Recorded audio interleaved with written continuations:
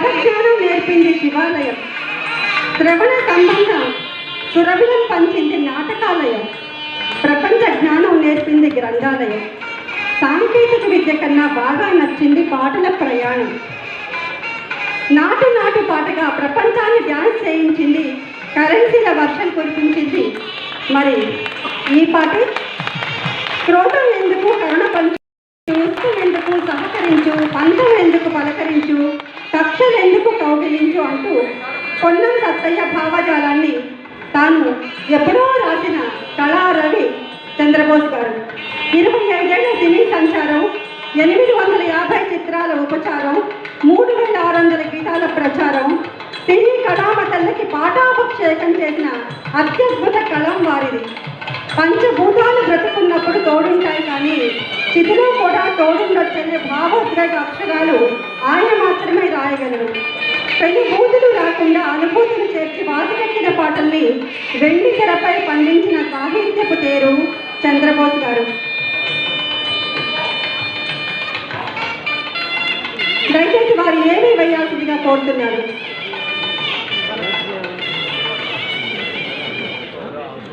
Best original songs.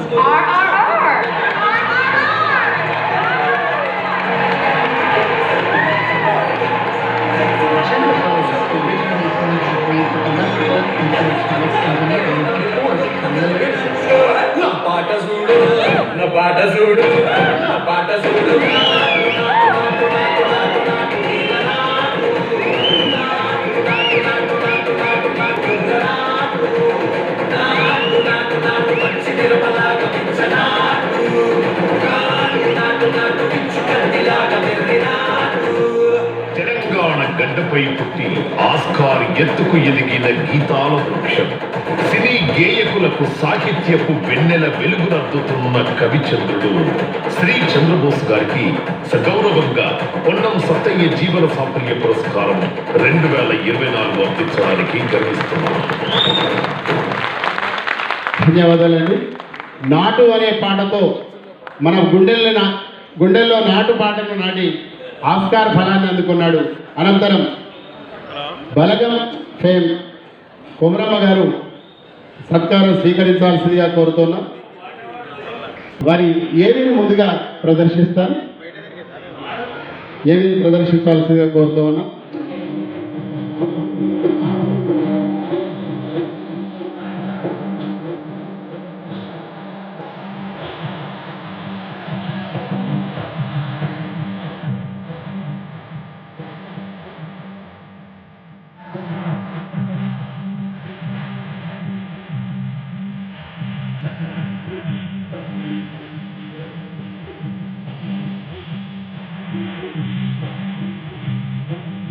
తెలంగాణకు మాత్రమే సొంతమైన జానపద కళారూపమైన శారదా కథలను కాపాడుతూ కళా సేవలో చరిస్తున్న పెద్ద మనసున్న శారదాదేవి ప్రతిరూపాలైన శ్రీమతి కొమ్రమ్మ, శ్రీ మొగిలయ్య గారులకు సగౌరవంగా పొన్నం సత్తయ్య జీవన సాఫల్య పురస్కారం 2024 అందించడానికి గర్విస్తున్నాం.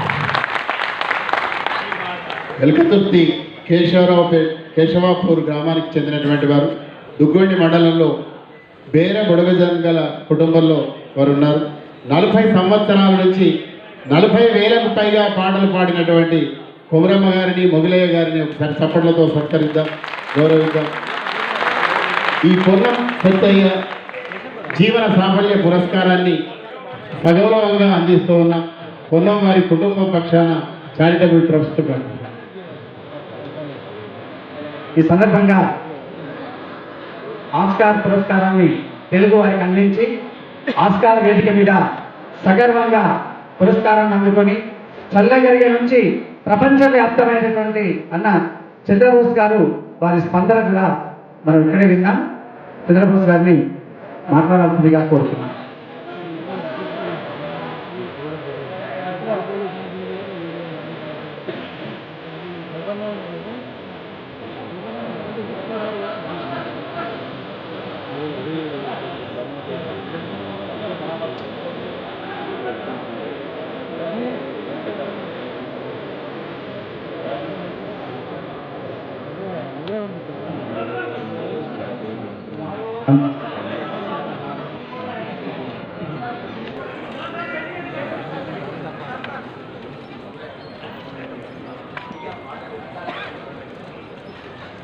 Ini